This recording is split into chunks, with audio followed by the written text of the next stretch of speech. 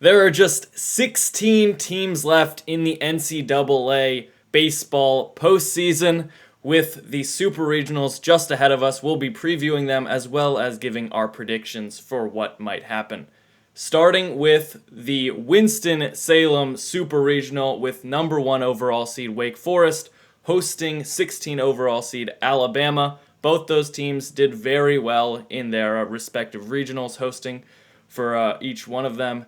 And both teams winning all 3 games there, didn't have any real struggles, especially Wake Forest, who just ran through their regional. Alabama had a few more close games in there, but definitely looked like the team to beat out there. Yeah, both these teams just dominated their regionals, specifically Wake Forest, like you said, won each game by 12 runs or more.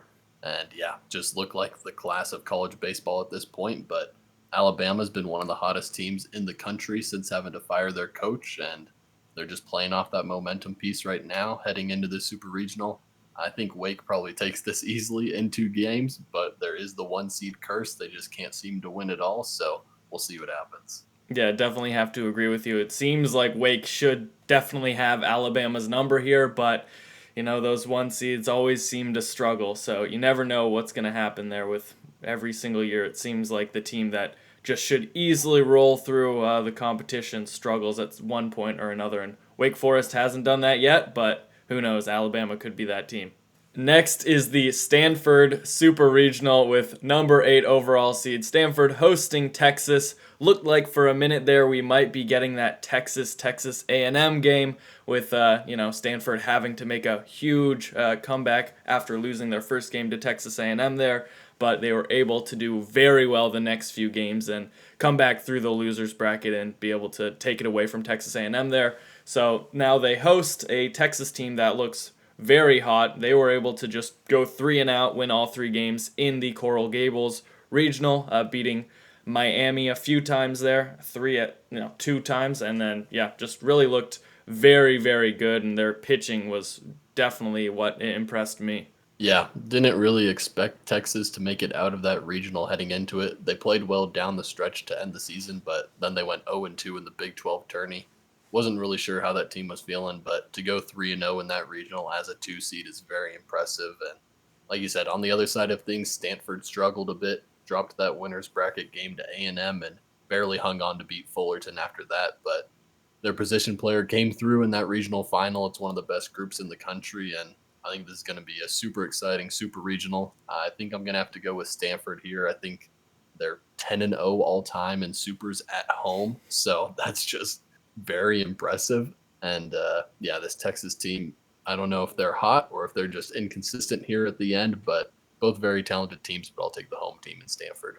Yeah, from what we've seen from Stanford the past few years, they've somewhat struggled a bit in regionals. They lost at a pretty similar time last year and had to make a losers run to be able to make it, and they did just that. So when their backs are up against the wall, we've seen for several years they've been able to just get hot. The bats are really impressive out there at Stanford, and probably leaning Stanford, but I feel like it's going to be the story of the offense of Stanford versus the pitching of Texas and which one comes out on top.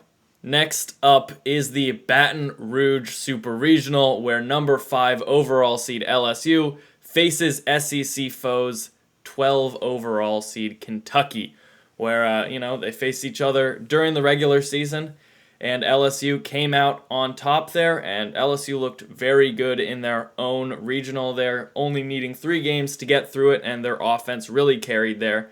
And I just think it's so tough when you have an arm like Paul Skeens going on that first game there. It's just going to be tough to win a series against this LSU squad, just automatically pretty much chalking that first game up to LSU unless Kentucky is able to pull out some magic. But, Kentucky was able to do just that in their regional there after losing their second game to Indiana. They had to make a run, make it through losers, beat West Virginia, and then beat Indiana twice, and they did just that, and they looked very impressive for some of those games, beating West Virginia 10-0, and then one of the games beating Indiana 16-6. So the offense can get hot, and if they're able to do that at the right time, they can definitely take the series against LSU.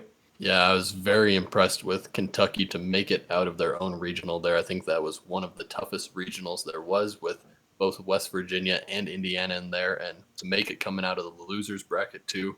Super impressive winning both those games in the finals, but LSU looked dominant in their regional. And like you said, with Paul Skeens, you just feel like they're up 1-0 already in that best of three.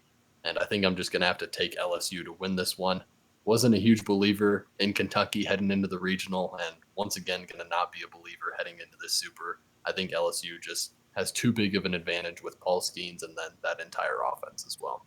Yeah, especially at home. It's tough to go into Alex Box Stadium and be able to take a series win, especially against this LSU team that is just completely star-studded. So definitely leaning towards LSU there.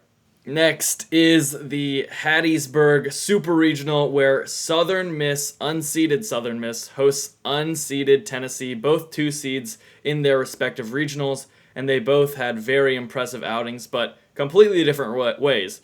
Tennessee just kind of ran through the Clemson regional, even though they had an amazing game against Clemson. But besides that, they really took care of business there and only had to face Clemson once, with Clemson losing their first game in the losers bracket.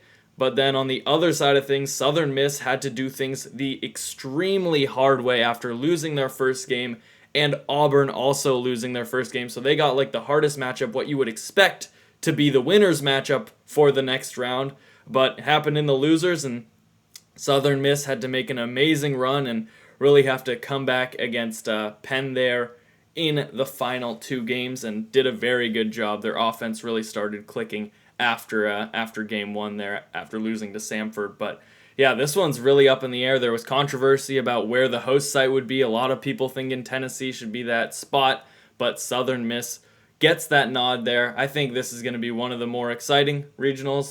There's a lot to really be considered here, and either team can come out. But that host spot definitely gives Southern Miss a little bit of an edge, but who knows? Tennessee always comes out hot, but not the best road record this year. Yeah, both these teams unseeded, but both I think were very close to being in the hosting conversation before the hosts were announced. And yeah, we've said it during this year. Tennessee's been inconsistent, but a lot of times it's the year after the year you're supposed to win it that it actually happens. So Tennessee making it through that regional, I think, should be putting the country on notice. They might be getting hot at the right time, but like you said, they got to head to Pete Taylor Park as Southern Miss gets the hosting spot, and they're looking for revenge this year after losing supers to the future champions in Ole Miss last season. We'll see. They'll try their luck again with another SEC team here. And like you said, I think this is one of the more electric matchups there's going to be this weekend.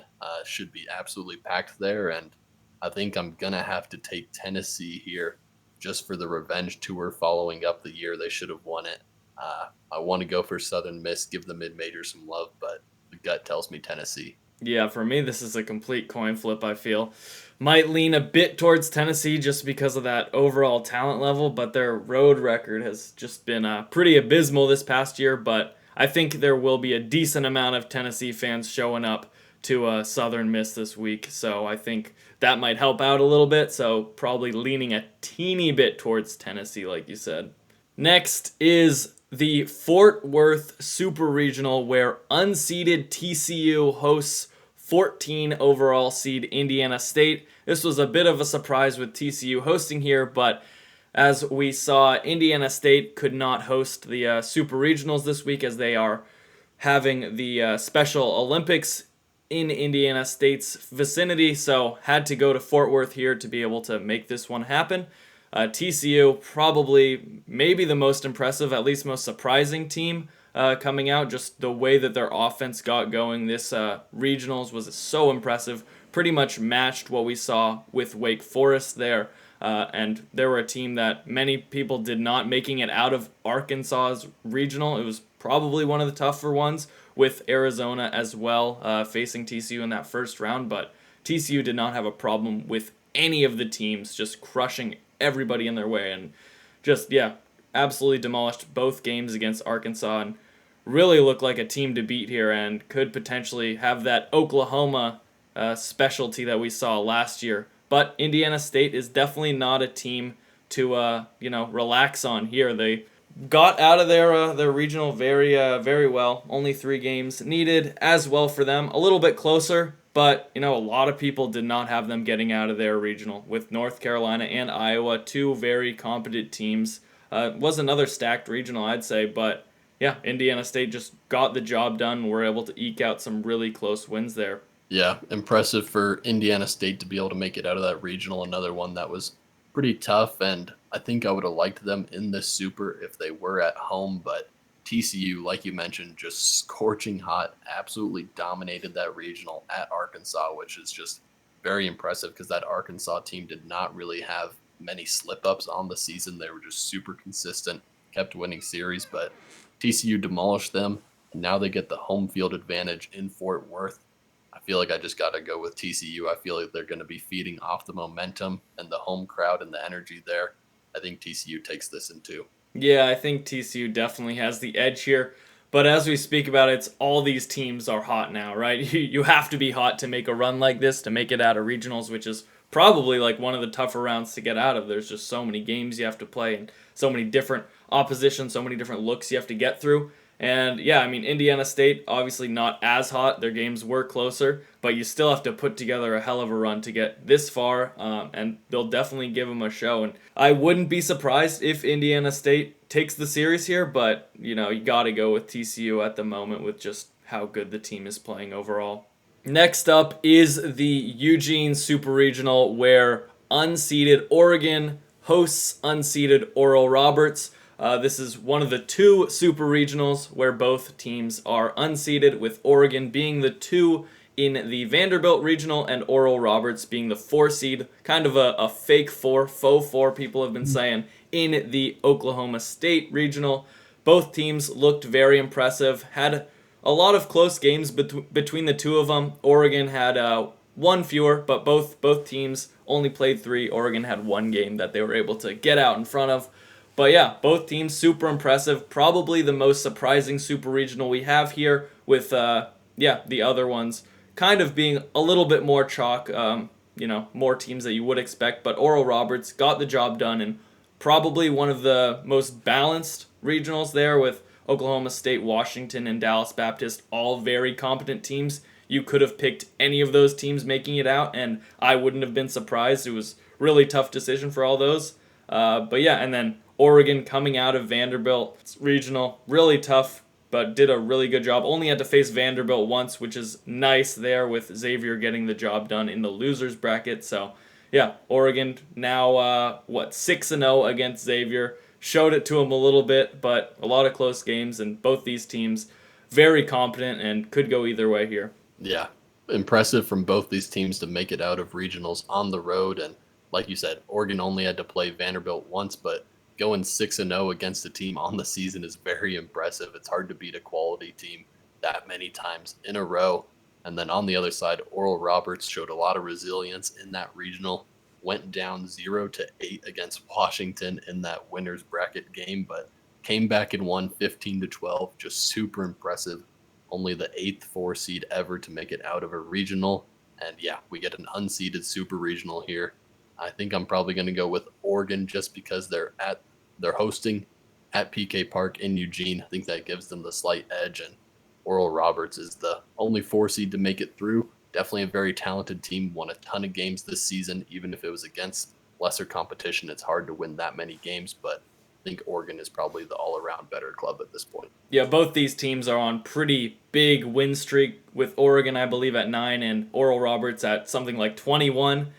So a little bit weaker competition that Oral Roberts saw earlier in the season, but since getting to the regionals, they've been electric still, and probably leaning a little bit towards Oregon here as well, but could go either way. It's definitely a tough draw, but probably the one that Oregon wanted to see the most coming out of the regionals there. Next is the Charlottesville Super Regional, where number 7 overall seed Virginia hosts ACC rivals Duke. Both teams very, very impressive runs in their respective regionals. Virginia just looked like easily the best team in their regional, having a few close games there, but for the most part, the offense was really clicking there for a few of those games. And Duke, they got a little bit lucky with their winners game going against a 4 seed there, but they're able to eventually get the job done against Coastal Carolina twice, even though Coastal Carolina had to make a super deep run to be able to even make it to the finals in the regional. Did a good job getting there, but Duke was just a little bit too much. And we thought this Duke team maybe peaked a little early, but apparently not. They're coming back hot, and I think it's going to be a really, really tough regional for both teams. Yeah, I mean, like you said, we did think Duke might have peaked a little early, but they played extremely well in this regional against two interstate foes there, against some fellow Carolina teams. And yeah, like you mentioned, got lucky playing Ryder in that winners regional game, but took care of it in the regional final, winning the second game there and winning it in impressive fashion. MJ Metz was just going crazy the entire regional, even with a torn ACL. And then on the other side of things, Virginia kind of cruises through that regional there at home. They're now 28-0 on the year, I believe, against non-conference foes, but they play a conference foe here in the Supers, and I think I'm going to take Duke here on the road, take it at Virginia. They just looked like one of the best teams in the country when they were hot, and now that they're heating back up again, I think I like them here, especially since Virginia's losses have come against those conference teams. Yeah, Duke's bullpen is always something that is heavily relied on. They've been just super impressive throughout the entire year, and that's something that can really spark a whole team there if you can get just impressive innings late in the game like that. And Duke, yeah, it's going to be a tough team to beat for Virginia. Luckily, Virginia's at home here, which definitely gives them a little bit of an edge, but this Duke team, when they can get rolling, they're a real tough challenge and can be one of the best teams in the nation, like we saw earlier in the year with them just jumping up the rankings super quickly. So yeah, probably leaning Duke here as well, but Virginia at home, kind of got to expect them to give a major fight here and could easily win this super regional. And lastly is the Gainesville Super Regional, where number 2 overall seed Florida hosts 15 overall seed South Carolina in an SEC battle.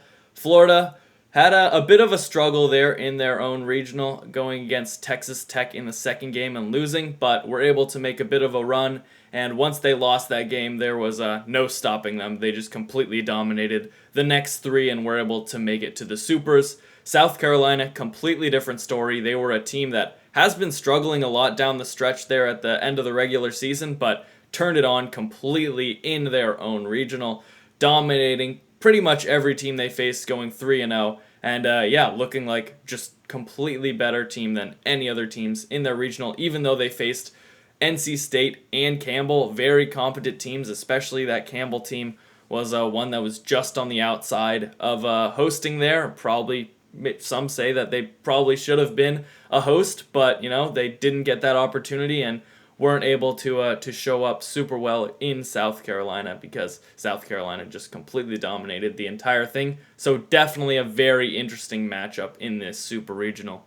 Yeah, I think this Florida team had one of the most impressive regionals from a team coming out of the losers bracket. They played 5 games and their pitching staff gave up 8 runs total. That is just crazy. I feel like that gives you a lot of confidence heading into the super regionals, just knowing you only have to give your pitching staff a couple runs of support to be able to make it through a game and get a win.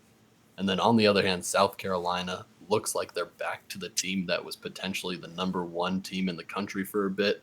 They cooled down to end the season. It looked pretty worrisome, but yeah, dominated this regional against some solid competition too. And they head back to Florida, where to a team they just swept a month ago. And so I think this is kind of the revenge story for Florida here. I think I got to go with Florida just with how their pitching staff played, and I'm not sure South Carolina is going to be able to take a second series against them this season. Yeah, I think this is a really tough call here. Even though South Carolina did show up earlier in the season, like you mentioned, I think both these teams, were top 5 teams pretty much all over the board there for a while until South Carolina dropped off late. But when South Carolina's clicking, they can be the best team in the nation, and so can Florida. So it's really a coin flip. As a 15 seed, South Carolina, that is not what you want to see at this point if they're able to get that offense going like we saw in their regional there. So I think, probably lean Florida here, but if South Carolina's offense can stay as hot as they were, it's going to be a tough sledding for that Florida team.